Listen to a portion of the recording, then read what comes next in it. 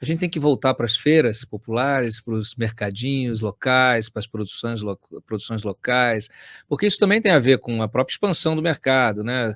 Você vai É aquela velha história, né, para você garantir esse conforto, né, desde o A conforto, conveniência, desde o né. com o conforto nesse sentido, né, da É, conveniência, você encontrar tudo à mão, né, você tem o conforto estético das coisas estarem bonitas ali para você consumir, né, e para você garantir isso, você tem que realmente ter uma produção em grande escala. Para ela ser economicamente viável, você tem que exato, é. fazer isso em rede, e aí você tem essas grandes redes. Ninguém está fazendo crítica às grandes redes, na verdade elas são uma consequência de um modelo de consumo que vai se consolidando, e a gente às vezes tende, eu sempre reflito sobre isso, porque esse raciocínio tem diversas aplicações. Muitas vezes a gente acha, até quando a gente discute, né, vamos falar da democracia, mas muita gente acha que é um conceito acabado, que isso sempre existiu. Eu nasci já num período democrático, então isso sempre existiu. Eu nasci num período de abundância.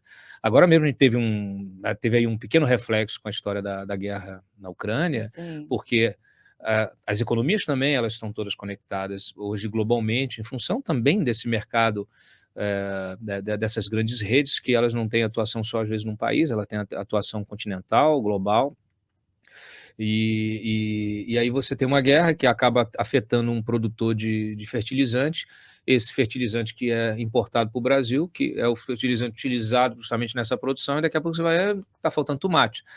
Aí o tomate de R$ 7 vai para 50, né? A gente teve aí arroz que também faltou aí uns anos atrás, o arroz chegou a 40 e tantos reais, um saco de 1 quilo de arroz, né, um saco de 5 quilos de arroz. E isso é uma coisa realmente a ser questionado, mas eu sei que isso aí já é uma discussão quase filosófica, né, porque, sim, sim. eh, você também, para mudar esse entendimento, você tem que ir criando soluções, que sejam viáveis, né. É muito difícil você concorrer. Quem tem um mercadinho, normalmente você vai no mercadinho, o mercadinho às vezes o preço é maior do que numa grande rede, porque é questão de, né, do custo de produção, de colocação, né, da concorrência que se estabelece, e aí quanto maior a quantidade de produto que você disponibiliza, que você compra e disponibiliza, você consegue baixar o valor disso, o preço disso, que você está negociando em grandes quantidades. Existe preocupação dessas grandes redes, que colaboram com o trabalho de vocês e vice-versa, porque no final das contas elas também têm de liderar esse processo. Sim, sim. Existe essa preocupação? Existe essa discussão?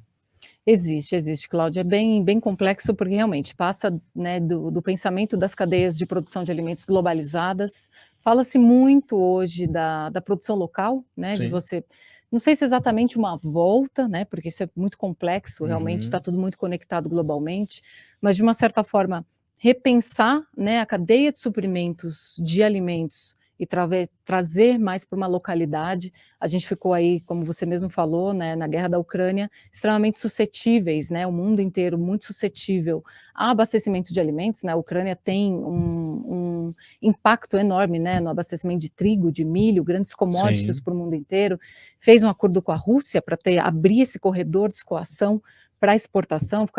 A Ucrânia ficou aí mais ou menos 3 meses com a produção de trigo fechada, né, dentro Fechado. do país. Uhum. E isso impactando, por isso que a gente está colhendo, né, o fruto da alta dos preços, por exemplo, hoje. Sim. Então, é temática dentro de grandes redes ou de varejo ou de indústrias, a conversar sobre, né, rever essa questão das cadeias de abastecimento. Fala-se em circuitos curtos de produção, eventualmente agroecologia, hortas urbanas. Então são temas que hoje são super urgentes e que a gente vê em grandes, né, na temática ali, na discussão de grandes redes e grandes produtores, né, não tem muito como a gente escapar de não falar sobre isso, Uhum. e também da gente não filosofar sobre isso, Claro. porque passa pelo nosso A pensamento, gente precisa passa pelo refletir, a gente precisa consumo, né. parar, né, o nosso mundo, moderno, né, ele é muito rápido. A gente mesmo aqui faz um jornalismo, muito rápido, muito acelerado. Na verdade, toda a imprensa faz, e às vezes isso acaba a gente incorrendo aí, às vezes num erro, esse erro é multiplicado de forma rápida, ninguém raciocina sobre aquilo, daqui a pouco está uma histeria Exato, coletiva, e a gente tem que parar para pensar, parar para refletir. Qual foi, o grande desafio, na construção, dessa plataforma, nessa tua experiência? A gente está falando já de 15, 16, 18, 7 19, anos, né? 7 anos, né? Tem Isso. a idade do antagonista. A gente está indo para 8 anos, né? Eu tenho na minha cabeça exatamente os momentos chaves, né, do site, com os desafios do jornalismo. Quais foram os principais desafios nessa tua trajetória de 7 anos com a Connecting Olha, Foods? Cláudia, são vários, né?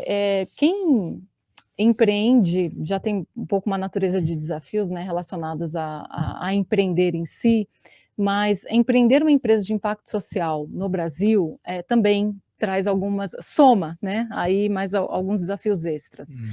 Eh, a inovação de impacto social, né, você prestar serviço, né, nós prestamos um serviço de impacto social para grandes empresas.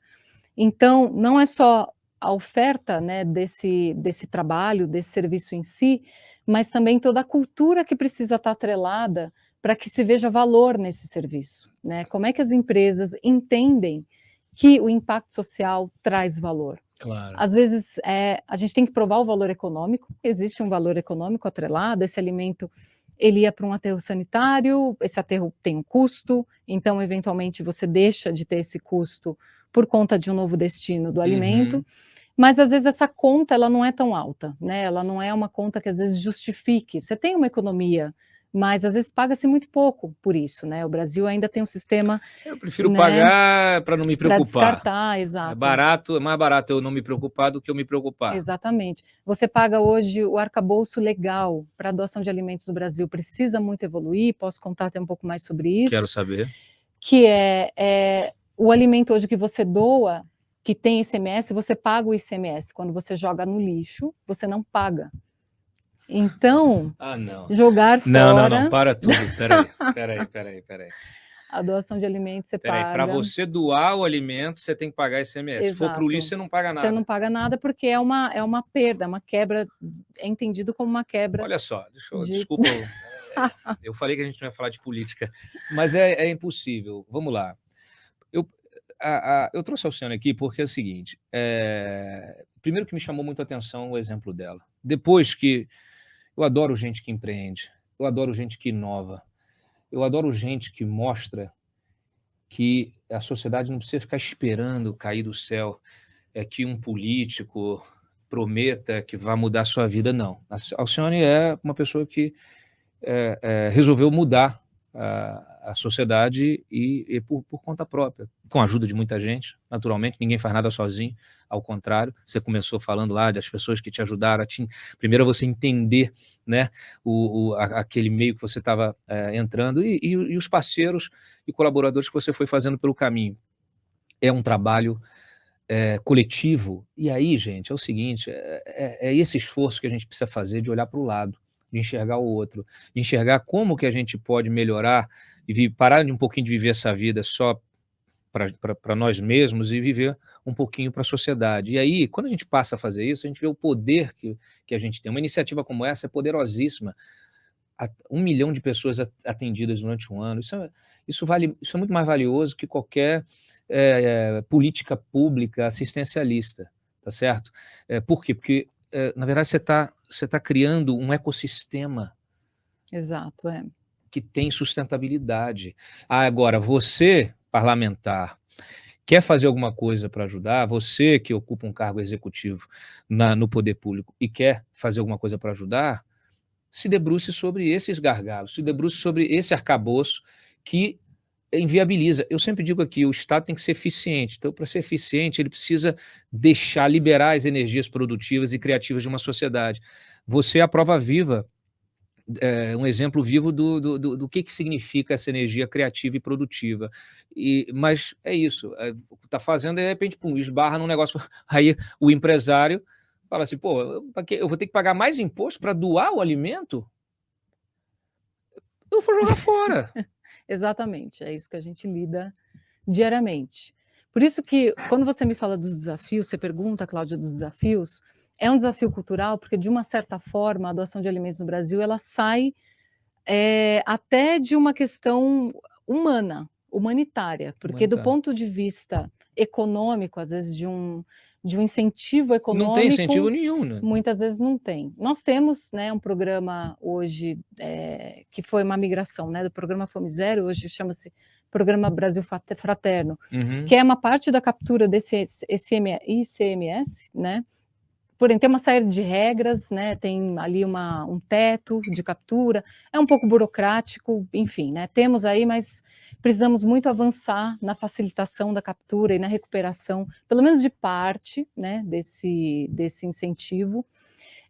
E quando eu criei quando a Connecting foi nascendo, né, quando ela foi se Desculpa, eu tô em estabelecendo. choque ainda, porque assim, Exato, Cláudio, eu acho que o empresário tinha que ser incentivado a doar aquilo que sobra e não ser exatamente, cobrado por aquilo que sobra e estar doando exatamente. para alimentar as pessoas. Mas eu vi isso muito cedo, né, Cláudio, quando eu comecei a trabalhar nesse meio, eu percebi isso muito de início.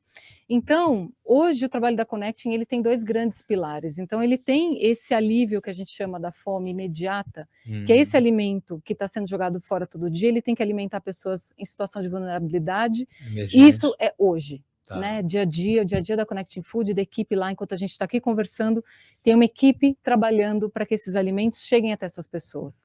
Mas no paralelo, e também isso foi desde o início, é como é que a gente muda esse cenário em médio e longo prazo, Claro. né. Então ali no princípio também, quando eu estava fazendo ali os MVPs, os primeiros testes e pilotos na Connecting, eu também já fui atrás de me conectar com o que estava por baixo, né, ali, todo o arcabouço legal, regulatório, né, quais são os Uhum. grandes movimentos globais voltados para isso, para ir também trabalhando essa questão da cultura.